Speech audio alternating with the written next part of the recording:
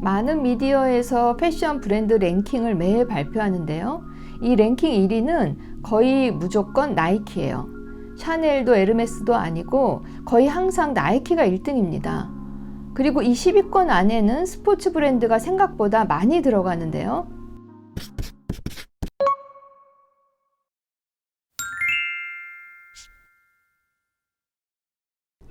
이렇게 패션계에 스포츠 브랜드나 스포츠 무드가 미치는 영향이 대단히 커지고 있습니다.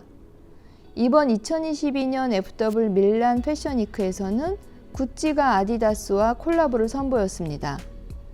원래 구찌도 세상 부러울 거 없는 진짜 탑티어 브랜드죠. 주가도 완전 상승세고요.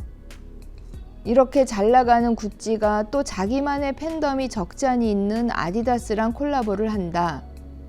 사실 구찌도 알렉산드로 미켈레가 데뷔한 이후 계속 화제의 중심에는 있었는데요.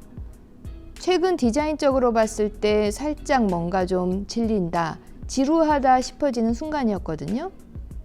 이때 아주 영리하게 스포츠 바이브를 딱 얹어서 브랜드 리프레시를 시키겠다는 전략인 거죠. 사실 콜라보 컬렉션이 이번 시즌만의 깜짝 이벤트는 아닙니다. 요 몇 년간 패션 업계에서는 콜라보가 열풍을 일으키고 있는데요. 이미 아디다스 이전에 구찌와 발렌시아가는 잘 나가는 깐부끼리 콜라보를 선보였죠. 펜디와 베르사체도 22년 SS 시즌에 이 콜라보를 해서 굉장한 호평을 받았습니다. 예스럽다고 생각했던 브랜드들이 세상 이렇게 영한 스트리트 감성으로 재탄생해서 생각지도 못한 신선함을 던져주고 있는데요. 이게 바로 콜라보의 힘입니다. 그래서 그런지 브랜드들이 이렇게 콜라보에 푹 빠져 있는 건데요. 이 콜라보 전략의 강점은 아무래도 팬덤과 팬덤이 합쳐져서 훨씬 더 큰 힘의 팬덤을 만들어내고 새로운 팬덤까지 형성하기 때문이죠. 한마디로 너무 잘 팔린다 그거죠. 거기다 시즌 한정판 리미티드 에디션이라고 걸어 놓으면 그 희소성으로 가치는 확 더 올라갑니다. MZ세대들의 제2의 투자인 리셀을 생각하지 않을 수 없으니까요. 왜 잘 파는 애 옆에 잘 파는 애 둬서 훨씬 더 잘 팔겠다 하는 그런 전략인 거죠.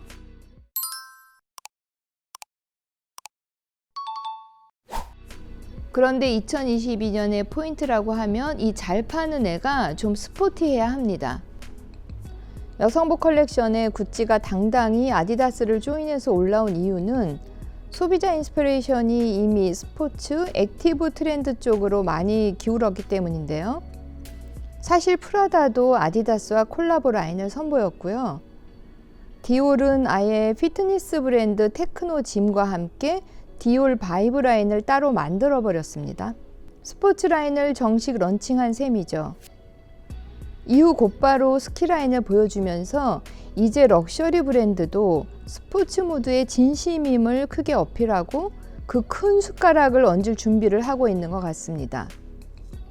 최근 발렌시아가도 이지 갭과 협업 라인을 런칭했고요. 버버리도 슈프림과 최근 콜라보를 진행했죠.